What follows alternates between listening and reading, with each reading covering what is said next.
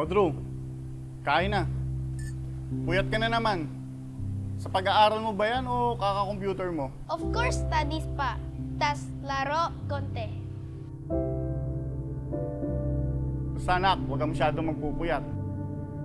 Alam mo naman ang health, importante.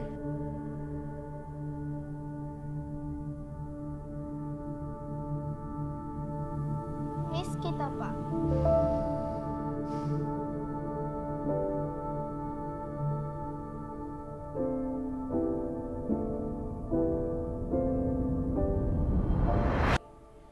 Kaya nga palagi tayong sabay mag-almusal nak eh. Para hindi mo maramdamang malayo ako sa'yo. Oh, kamusta na yung crush mo? Napasagot mo na ba? She's just a